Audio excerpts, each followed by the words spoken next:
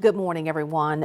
An FDA panel is weighing whether to make COVID vaccinations similar to yearly flu shots. The simplified approach aims to cut down on confusion and means Americans would no longer have to keep track of how many shots they've received. Michael George has that story. The FDA says we're at a point in the pandemic where it's time to reevaluate the nation's approach to COVID-19 vaccines. We continue to be learning more about SARS coronavirus 2, not just about the virus, but also how it causes disease, and especially how rapidly it can evolve. At a virtual meeting Thursday, the agency's advisory panel discussed whether to adopt a more routine approach, updating the shots every year to combat the latest strains. FDA envisions an evidence-driven approach, similar in many ways to the process used for influenza vaccines, to monitor and update as needed the composition used in all COVID-19 vaccines. FDA scientists say many Americans now have sufficient pre-existing immunity because of vaccination, previous infection, or a combination of both, giving them what should be enough protection to move to annual boosters. The agency is also considering transitioning to a single vaccine composition rather than different configurations for the primary series and booster doses. I think a lot of people have found the recommendations to be very confusing and difficult to keep up with, and the idea here is to simplify that so people can follow those recommendations more easily. More than 80% of the U.S. population has had at least one vaccine dose, but less than 20% of eligible Americans have received the latest boosters that were authorized in August. Michael George, CBS News, New York. While most of the general U.S. population will need just a single dose moving forward, the FDA says more than one dose may still be needed for some groups like people at high risk, older adults, persons with compromised immunity, and young children. A recently identified illness may be more common than first thought. This is according to a new study. The inflammatory disorder comes with a host of symptoms that could affect everyday life and even lead to death. Mandy Gaither has more on VEXAS syndrome and what can be done to determine if you are suffering from it. For years, David Adams was fighting an illness that hadn't yet been identified. No, you can't fight your enemy unless your enemy has a name, right? I think they say. And that's sort of the way we felt. Now it does have a name, VEXAS syndrome, an inflammatory disorder caused by mutations in the UBA1 gene of blood cells and acquired later in life, according to the National Institutes of Health. It can cause painful skin rashes, pain and swelling of the ear and nose, cough and shortness of breath, joint swelling and pain, and inflammation of vessels. Patients often have fever and extreme fatigue. That was freeing. It really was. Incredibly freeing to have the diagnosis. A new study published in the Journal of the American Medical Association finds VEXAS syndrome is more common than previously thought. Researchers believe it affects more than 13,000 men and about 2,300 women in the U.S. If you're an older individual with low blood counts, systemic inflammation, hasn't been able to get a diagnosis and requires steroids, we think you should go out and talk to your doctor about getting genetic testing for UBA1 and VEXAS syndrome. Right now, there's no standard treatment for VEXAS, but the inflammation may be treated with steroids and other immunosuppressants. For Health Minute, I'm Mandy Gaither.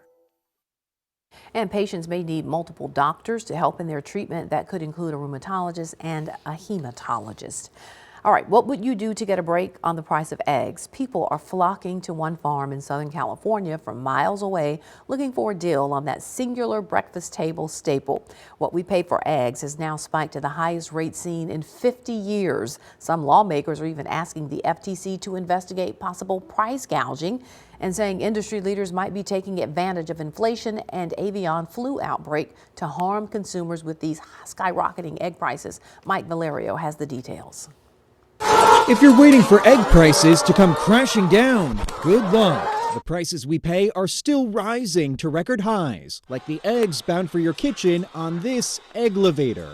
I've seen 18 eggs for $8. On average, nationwide, families in December paid $4.25 for a dozen eggs. A year ago, it was $1.78. Business is booming at Frank Hilliker's egg farm near San Diego. Customers come from across Southern California after leaving grocery stores empty-handed or shell-shocked by prices. We've had to put some limits on what people can get. Hilliker says his 23,000 birds have so far been spared from the worst avian flu outbreak to ever hit the U.S. The virus has killed tens of millions of birds since early 2022, limiting egg supply and driving up prices. Hilliker says business is a delicate balance. Thank you so much. But the pressures are growing. Our feed is over doubled. Our packaging has doubled.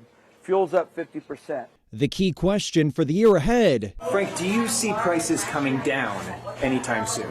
I see prices coming down a little, but I don't know exactly how much. The market's been falling. A senior consumer food analyst with Rabobank says food prices may not deflate until 2024. Until then, the fracas over prized poultry protein will likely keep going, rolling into 2023. Well, everywhere you look, prices are going up, and that's making it hard to stay afloat, let alone save for a rainy day.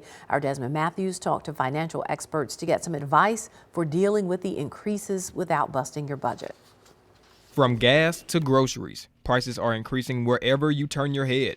For some, it may not be a problem, but most people are having to make adjustments in their budgets or dig into their savings. Whether it's eggs or a gallon of milk.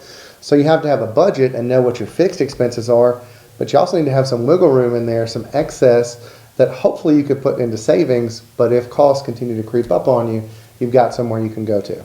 Scott Ferguson, a financial advisor at Financial Concepts in Columbus, says he anticipates prices will begin to decrease soon, but knows that they will trend upward again eventually. That's why he and his team try to help people learn to save for a rainy day. Especially in a rising cost world, but you want to set those disciplines in place now of building that emergency fund. So even if it's something small, $5, $10 a month that you're setting aside, do that, build that habit. And then a couple months down the road, turn it into 20 or 30 and so forth, ever so slowly building that fund up. Some find it more difficult to save than others, and that can take a mental as well as financial toll. MSU Extension Family Resource Management Specialist Becky Smith knows that all too well, so she encourages self-care. We put ourselves in our best place when we are taking care of ourselves and keeping ourselves out of that scarcity, fear-based state of mind, which we can spend a lot of time in right now. Like, how am I going to make it to the end of the month? And when you can't do it on your own, she says it's best to talk with close family and friends about planning a budget and learning to save. Just being able to talk about it and get everybody on the same team, and then you can brainstorm together about, well, how do we want to have fun, with lower budget. And there's a lot of ways to do that, and people, that's leadership, and people will feel like, oh yeah, okay, this makes me feel better. Because both financial advisors encourage people to know when and where their money is going out of their account, and when prices go up, it's not a bad idea to grab those cheaper options. Recruiting and retaining teachers, it is a challenge for school districts across the country. Now the state of Tennessee has a plan that will start educators on their journey at a younger age. John Prisos explains. A need for teachers. The CEO of Professional Educators of Tennessee says educators are skipping school for firemen or other professions, leaving a hole in the classroom. We lose great numbers, 10, 12,000 a year leave. J.C. Bowman says that number is growing because of an aging population and thinks the state will have to replace 40,000 teachers in the next 8 years. Teacher attrition is at a crisis in Tennessee. A partial solution? The state's Grow Your Own initiative. Tuesday, the state announced an expansion of the program with 2 schools in Memphis, and last year it partnered with the University of Tennessee. Just like what you would think of apprentices in traditional vocational fields like welding or carpentry, where someone is learning on the job, teacher occupation apprentices are learning on the job while they work within classrooms. Executive Director for UT's Grow Your Own Center, Aaron Crisp, says more than 200 students enrolled in the program, which is in its first semester, and they expect to grow quickly. Our goal for the Grow Your Own Center is to have 2,000 new teachers in the pipeline by the end of 2024. Crisp says a lot of the enrolled students this semester are teachers' aides, looking for a path to become a teacher, and it's putting the state on a path out of a teacher shortage. You got to have many pathways to do it. This is one pathway. In Knoxville, John Piersos, WVLT News. Coming out, who else is missing from the workforce? We'll look at the lack of men on the job ahead on Mid Morning.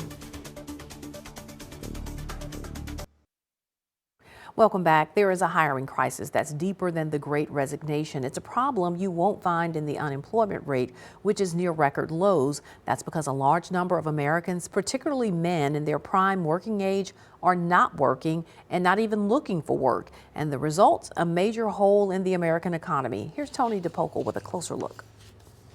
My name's Mike Rowe, and this is my job. Of all the jobs he's done over the past 20 years. Now get ready to get dirty.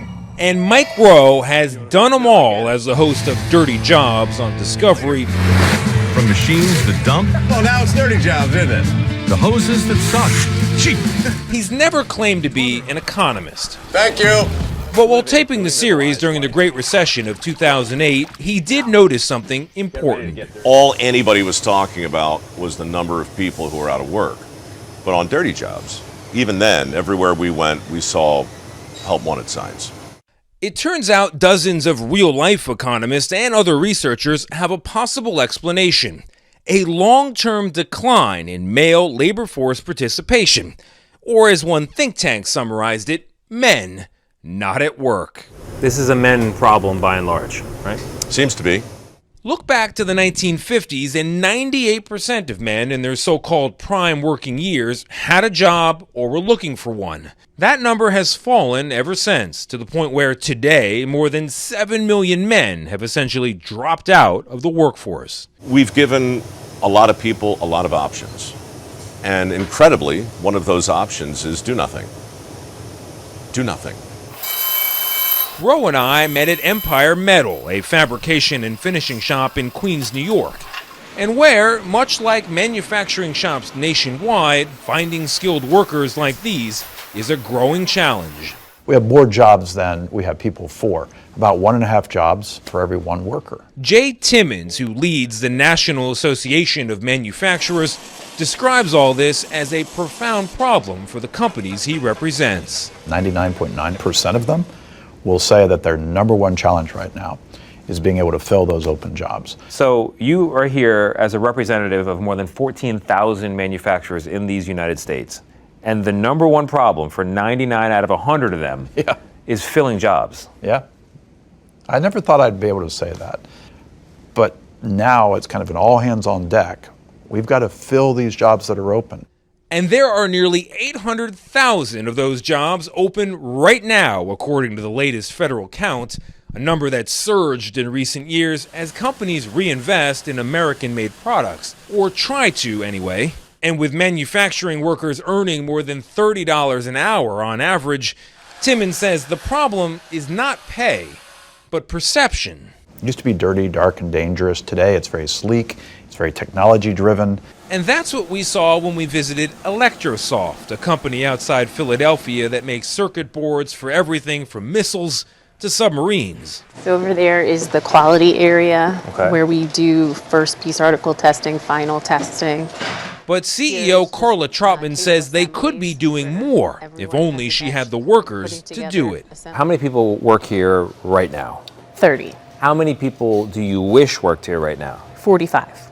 So you got 15 people that you have jobs for, yes, but you can't find them. Cannot. How much money in lost business is there in not being able to hire the people that you want?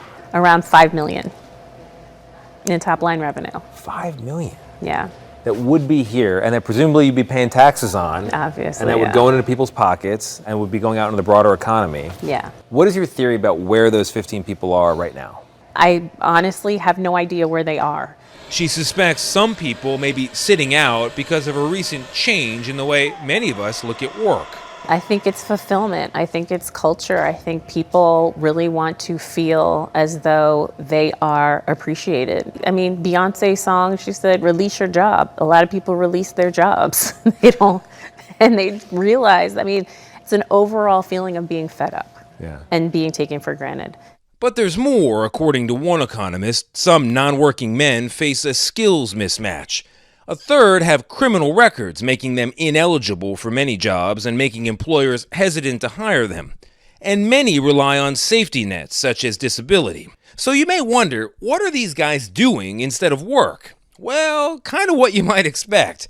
Spending nearly 7 hours each weekday on average relaxing, playing games, and watching TV. So how is it, from where you're sitting, from your understanding, that people can do nothing all day and still have enough money for a bag of chips? Oh, well, it's almost as though some entity is paying them.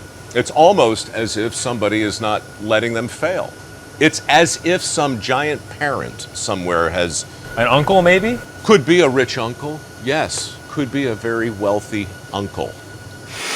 Or it might come down to values. As many public schools have stopped offering shop class, many students have stopped even considering jobs like the ones Roe has spotlighted, dirty or otherwise. It goes back to the stigmas and stereotypes and myths and misperceptions that are keeping guidance counselors from talking about opportunities like this to the kids in their care.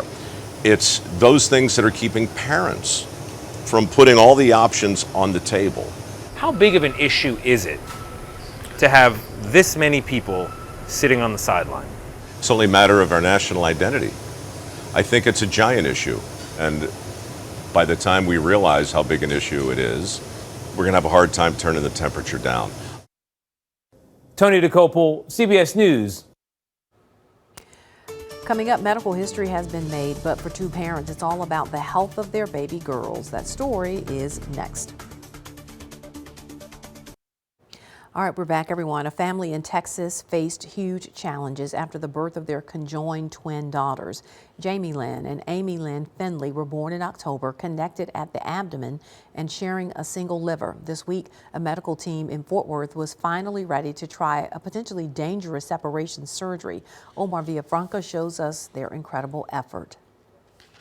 She was like doing the ultrasound, and then she was looking. And she's like, oh, there's the baby's head. And I was like, well, if that's the baby's head, I was like, what's that? She's like, that's the other baby's head. And we were like, I was like, what?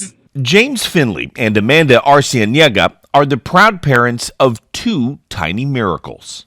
But when doctors told the North Texas couple the twins were conjoined from the breastbone to the belly button, they were terrified. On the ride home, we were like quiet. And it was kind of sad.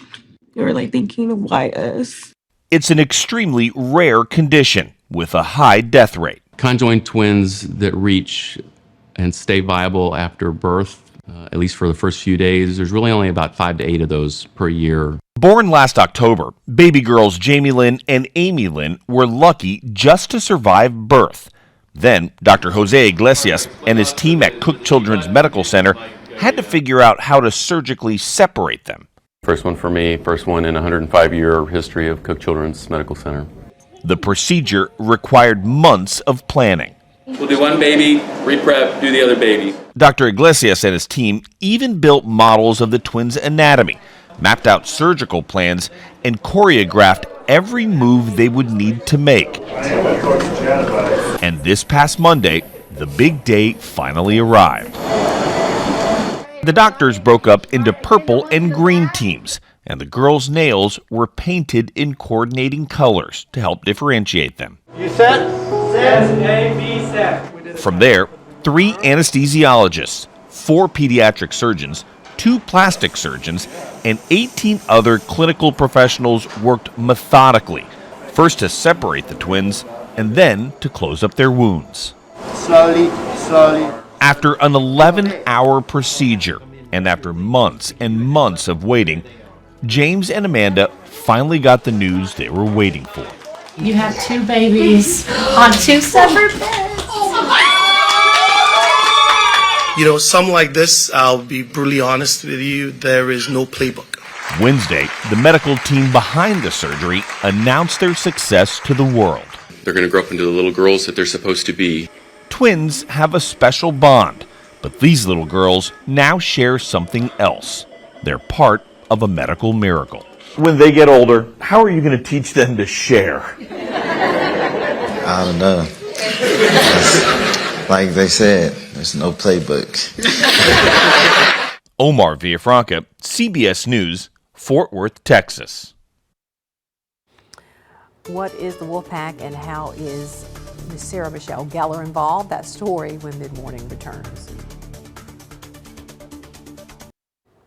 Buffy the Vampire Slayer star Sarah Michelle Gellar is back on television in a new streaming series. Rick Damigella reports. A wildfire awakens something in the Southern California forest in Wolfpack. I'm Investigator Ramsey with the LAFD, and this blunt instrument of the LAPD is Officer Jang. We're part of a joint task force investigating the wildfires. Sarah Michelle Gellar not only stars in, but is an executive producer on the streaming series. While it has fantasy elements, Gellar feels part of the show's underlying message is grounded closer to reality. We're storytellers, and, it's all make-believe for us, and it's putting ourselves in any situation and making it real. The monsters in our head being really the scariest monsters, and we use sort of this metaphor of the actual werewolf or whatever to, physicalize those fears and to really be able to address anxiety and depression and loneliness and isolation and the desire to have your pack, especially post-COVID, where we all experience that isolation, maybe some of us for the first time. You think I set the fire? I hope not. I think as an actor, you're always looking for something that you can really sink your teeth into. Not to make a werewolf pun, but so this is how it starts. Get fangs, get claws, and then we start killing people? In Hollywood, I'm Rick Damigella.